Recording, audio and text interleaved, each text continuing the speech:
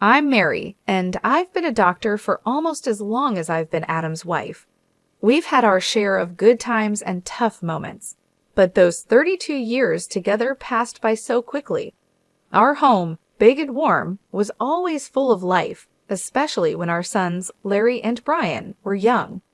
Larry and Brian were very different from each other, like night and day, but each brought their own kind of happiness into our lives. Adam and I, both being doctors, worked really hard to create a comfortable life for our family.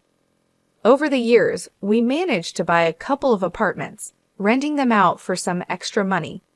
Life seemed to be going well until one day, Adam came home looking pale and more serious than I had seen him in years. "Mary, we need to talk," he said with a heavy tone as he put down his medical bag by the door. "I had some tests done last week. The results, they came back. It's cancer, Mary." The months that followed were a whirlwind of hospital visits, treatments, and endless hours spent in waiting rooms. Adam fought bravely, but the cancer was relentless. Watching the strongest man I knew weaken and fade away was heartbreaking. No amount of medical knowledge could prepare me for that kind of pain. One evening, as we sat quietly in the living room, Adam took my hand and said, "Mary, if things don't go the way we hope, you need to make sure everything is taken care of with the boys. The will is all set, and you'll be fine financially." Not long after that conversation, he was gone. The funeral was a solemn event, with family, friends, and colleagues coming from all over to pay their respects. But it was the quiet in the house after everyone left that hit me the hardest. The empty spaces where Adam used to be, his belongings still in their usual places, it was painful to see and remember. A few days after the funeral, I was in the kitchen, trying to figure out what to do with all the leftover food, when Larry stormed in, his face full of worry and anger. Brian followed behind him, looking like he wanted to be anywhere else but here. "Mom, we need to talk about Dad's will," Larry said, getting straight to the point, as he always did. I sighed and put down the cling film I was holding. "Yes, I know. Your father left everything to me. He wanted to make sure." I was trying to manage things when Larry slammed his hand on the counter and said, "But what about me and Brian? We're his sons. It's not fair that we get nothing." Brian stepped in, trying to calm things down. "Larry, let's not rush into this. Mom's still grieving, and we can sort this out without fighting." Larry shot him a look and said, "It's easy for you to say. You're not thinking about the future like I am." I leaned against the counter, feeling the weight of their stares. "Your father and I built this life together, and he trusted me to take care of things. But I understand what you're saying, Larry. It's not my intention to leave you out." "So what then?" Larry asked, crossing his arms and raising his voice. "Do we just wait until you decide it's the right time to give us our share?" "Larry, watch your tone," I snapped, my patience wearing thin. "I am still your mother." Brian stepped between us, holding up his hands like a referee. "Both of you, please. This isn't helping." "Mom, maybe there's a middle ground here." I nodded and rubbed my temples, thinking it over. "Okay, here's what we can do. The apartment's your father, and I invested in the ones downtown," I started, but Larry interrupted. "Yes, those." I gave him a look that told him to be quiet for a moment.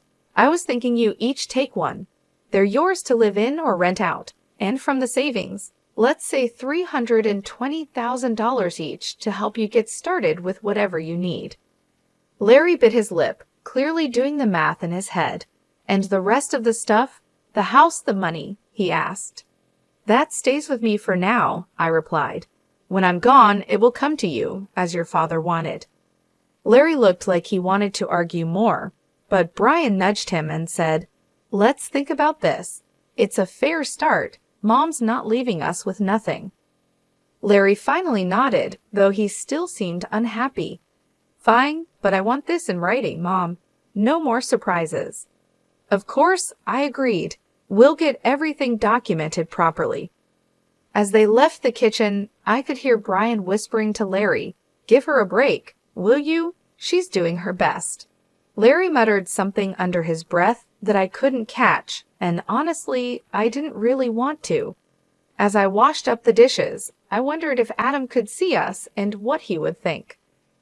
I hoped I was making the right choice, but only time would tell. And time, that tricky thing, isn't always on your side. It was a sunny afternoon, one of those rare days that makes everything feel okay, when Larry brought Julie over to meet me for the first time. They hadn't been dating long, but Larry was already head over heels for her. You could tell by the way he was fussing over her, which wasn't like him at all. They walked in, and right away, Julie had this confident air about her, like she owned the place. She was dressed up and strolled into my living room, with barely a hello, her eyes scanning everything around. "Nice place you've got here," she said, flipping her hair back as she sat down without waiting to be invited. Larry was sitting beside her, grinning like a fool. I forced a smile, trying to be a good host. "Thank you, Julie. Can I get you anything? Coffee, tea?" "Coffee sounds lovely," she replied, then turned to Larry. "Babe, make sure it's black, no sugar." Larry nodded and headed to the kitchen, leaving me alone with her in my own living room, feeling like I was the guest. The silence was awkward until she finally spoke. "So Larry tells me you're pretty well off," she said, looking around at the decor. "I'm used to a certain standard, you know. My parents made sure of that." "That's good to hear," I said, not really sure what else to say. Larry came back with the coffee and handed Julie her cup. She took a sip and made a face. It's all right. Anyway, we've been talking about our future together, planning ahead, you know." "That's wise," I said, glancing at Larry, hoping he'd give me some clue about where this conversation was going. Julie set her cup down and said, "Yeah, and speaking of planning, we've been thinking about the wedding. You know, I want something special. Larry has probably told you I saw this place that's perfect for a rehearsal dinner, but it's a bit pricey. It's about $50,000. I almost choked on my coffee. $50,000 just for the rehearsal dinner. Larry jumped in. "Mom, it's important to Lauren. We want to start things off right." I put my cup down, feeling a storm brewing inside. "Look, that's a lot of money for a dinner, Julie. We need to be reasonable." Julie's face hardened. "Reasonable? Larry says you have the means. I don't see why we should compromise on something that important." Larry was nodding along with her, but I could see the unease in his eyes. He knew he was asking too much. "I'm all for celebrating," I said, trying to keep my voice calm, "but $50,000 is more than I can justify." Julie stood up, her chair scraping loudly against the floor. "I'm not used to compromising on my standards, Mary." I made it clear to Larry that I expected a certain standard of living. Larry tried to calm things down. "Mom, maybe we can find a middle ground." "There's no middle ground on $50,000 for a dinner, Larry." "That's final," I snapped, my patience running out. Julie picked up her purse and glared at me. "Fine, if that's how it's going to be, then maybe we need to rethink some things." They left soon after, and I sat there, stunned by what had just happened. The nerve of that girl, coming into my home, drinking my coffee, and telling me how to spend my money, it felt like a slap in the face, a wake-up call I wasn't prepared for.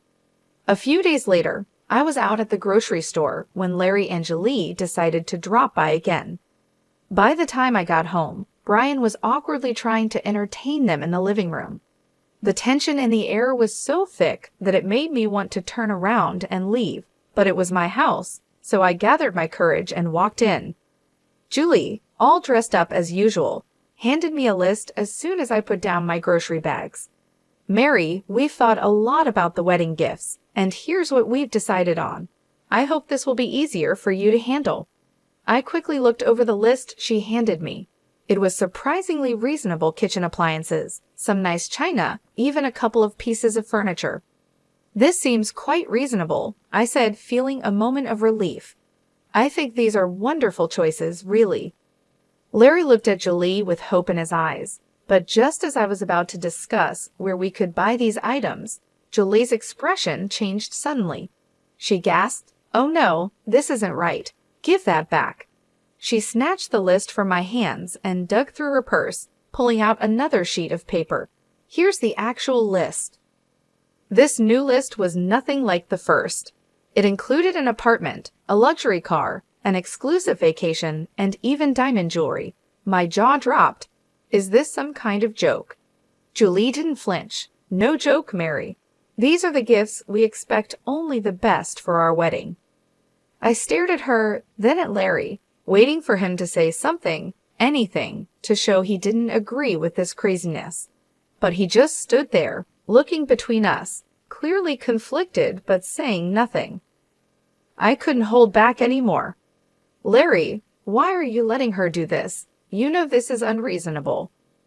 Julie cut in, her voice rising. "This doesn't concern you, Mary. You just need to pay up and keep quiet." When Brian stood up, his face was serious.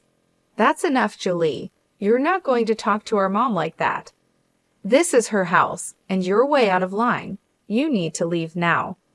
The room was filled with tension as Larry and Julie gathered their things.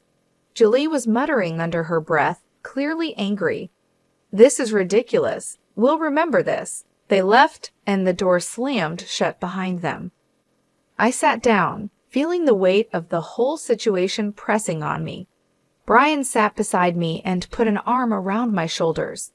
"We'll figure this out, Mom, but you can't let them push you into giving more than you can or should. It's not right." He was right, of course, but as I sat there with my son, I couldn't help but worry about Larry. How had things gotten so out of hand? How could he not see what this was doing to our family? The silence that followed was filled with unspoken worries and fears for the future. I knew then that this was far from over. It was only going to get harder from here. In the weeks that followed, I received constant phone calls from Larry. Each one was more demanding than the last, his tone desperate and sometimes almost frantic. "Mom, you don't understand. I can't look poor next to Lauren's family," he'd argue, his voice cracking with stress. "You have the money. Why can't you just help me out here?" I sat at the kitchen table, thumb pressed against my ear, feeling a knot in my stomach. "Larry, it's not about the money. It's about living within your means. Lauren's expectations are too high, and you can't keep up with them without going into serious debt." He'd scoff, his frustration boiling over. "What do you know about it? I'm not going to live like a pauper. I need more from the inheritance now. The amount you've offered isn't enough." "Larry, I've offered to cover half the wedding costs, up to $135,000, and give a $8,000 gift. That's more than generous. Everything has to be agreed upon with me, though, no surprises." There was a pause, then a sharp laugh from him. "That's nothing. You're just being stingy. You have $1 million sitting there. Why are you holding out on me?" "Because it's not just about the money," I replied, my patience wearing thin. "It's about not feeding into this unrealistic fantasy that's going to ruin you." He yelled, loud enough that I had to pull the phone away from my ear. "I don't need this. I'll handle it my way. Forget you." And with that, the call ended. Months passed in silence. I tried to keep myself busy with daily routines, trying not to worry about Larry, but the peace was short-lived. One afternoon, the phone rang, and it was my sister-in-law, Hannah. "Mary, I thought you should know." Hannah's voice was hesitant, careful. "Larry is flying all the wedding guests to Bermuda. He sold his apartment to pay for it and expects you to get there on your own. He mentioned you weren't interested in helping." I hung up, a mix of anger and sorrow swirling inside me. How could he be so reckless? Before I could process it all, Brian came into the room, his expression serious. "Mom, there's something you need to hear." I recorded their conversation when they were sitting here in the living room. He handed me an audio recorder. I pressed play, and the voices of Larry and Julie filled the kitchen. "Your mom is just a nasty old woman with a fat wallet. We need to squeeze as much as we can out of her and then cut her off," Julie's voice said coldly. Larry's voice responded, just as chilling. "Whatever it takes, Lauren. I'm not going to let her control us. If it comes down to it, I'll kick her out in her underwear." I turned off the recorder, my hands trembling. Hearing my own son speak like that about me, his mother, was too much. The room spun as I tried to understand the depth of his betrayal. Deciding to fly to Bermuda wasn't easy, but Brian was by my side, both of us tense but determined to face whatever awaited us. When we landed and approached the venue, I was taken aback by the sheer extravagance of it all. Flowers everywhere, lights strung like stars across the evening sky, and music floating in the air. As we walked into the gathering, I spotted Larry and Julie mingling with the guests. They looked like the perfect couple, all smiles and laughter. My heart ached to see my son so lost in this artificial paradise. Before I could take another step towards them, Julie spotted us. Her smile vanished, replaced by a scowl as she marched over, her high heels clicking angrily against the stone pathway. "You shouldn't be here," she hissed, stopping just inches from me, her voice loud enough to draw attention. "This is my day, and you're not welcome." I was stunned, but before I could respond, her parents, who had overheard everything, came over. Her father, a tall and stern-looking man, spoke first. "Julie, that is no way to speak to your guest, especially not to Larry's mother." His tone was firm, and it made her cheeks flush with embarrassment. Her mother, looking just as upset, turned to me with an apologetic smile. "Mary, please come with us. Let's find you a place to sit." They guided us away to a table at the edge of the setup. It was clear that this spot was an afterthought, with no proper setting. The ceremony started soon after, with speeches that felt empty given the tension. Then, unexpectedly, I was handed the microphone. I stood up, my legs shaky but my resolve firm. "I came here today to wish my son and his new wife a happy future," I began, my voice steady despite how I felt inside. "But I also believe in honesty and integrity, qualities that have been sadly missing in the events leading up to this day." Julie's face went from pink to red, her eyes glaring at me with anger. I was asked for money, time, and again in amounts that no reasonable person would find justifiable. When I couldn't meet these demands, I was threatened with being cut off from my family and future grandchildren. My voice cracked a little, but I continued. Brian, seeing my distress, stepped closer and put a supportive hand on my shoulder. I nodded at him, then played the audio recording he had made. Julie's voice filled the air, cold and calculating, discussing how they would get more money from me. Larry's voice agreed, saying he was willing to leave me with nothing for the sake of his bride. The crowd murmured, shocked and disapproving. I turned off the recorder, and the silence was heavy. I gave my son an apartment and $35,000, and yet it was never enough. Today, I'm making it clear that I will not be treated as an ATM or threatened. I am disowning Larry and Julie. I wish them well, but from this day forward, I am choosing to remove myself from their lives. The reaction was immediate.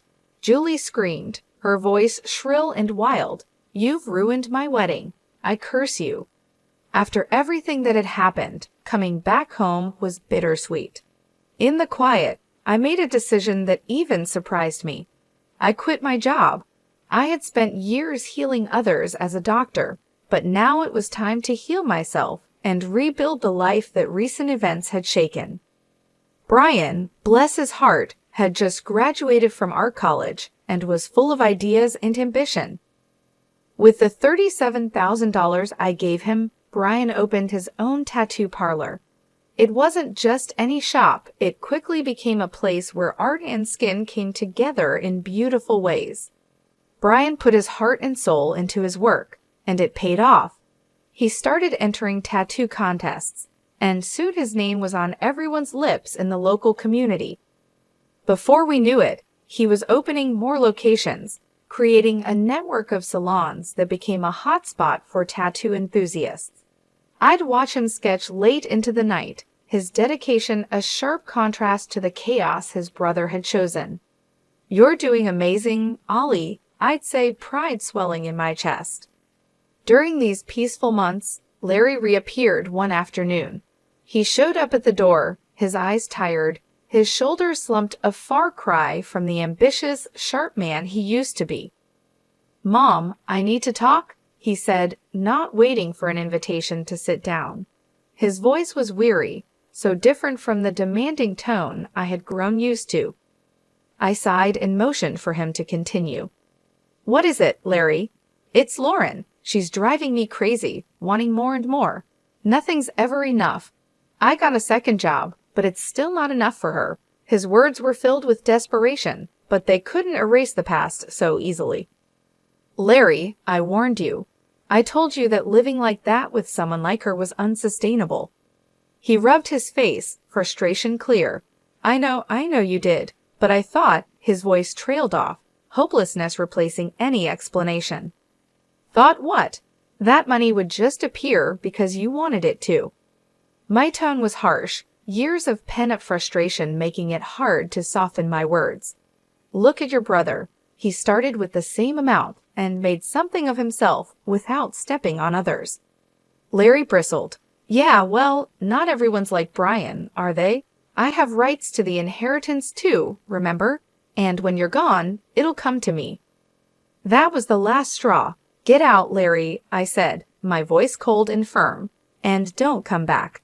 Not this time. You chose your path." His jaw tightened, and for a moment, I thought he might argue, but then he turned and walked out, the door slamming shut behind him.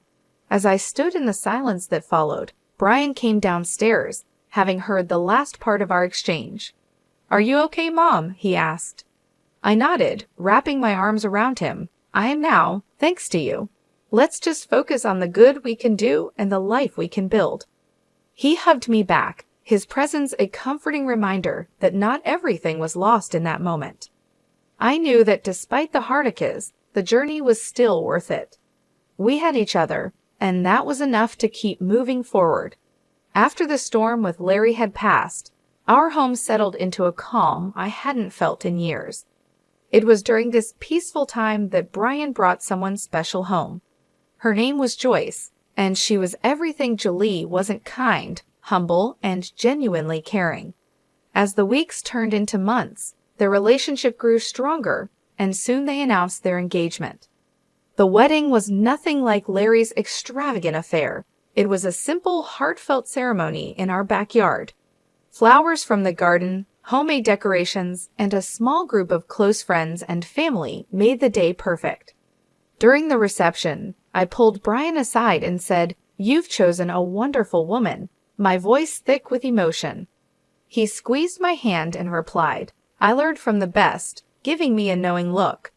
Life moved quickly after that. They sold the apartment I had given Brian, added some of their savings, and bought a small, cozy house just a few miles away. One sunny afternoon, while we were having tea in their new living room, Joyce shared some exciting news.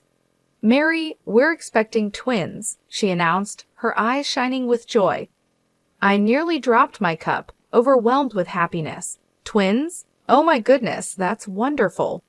Brian beamed, his pride evident. "We wanted you to be the first to know. We're really happy, Mom." "Twins," I repeated, letting the words sink in. Grandchildren, it was a new chapter, one I was eager to begin. As for Larry, news from him was rare. The last I heard, he had divorced Julie.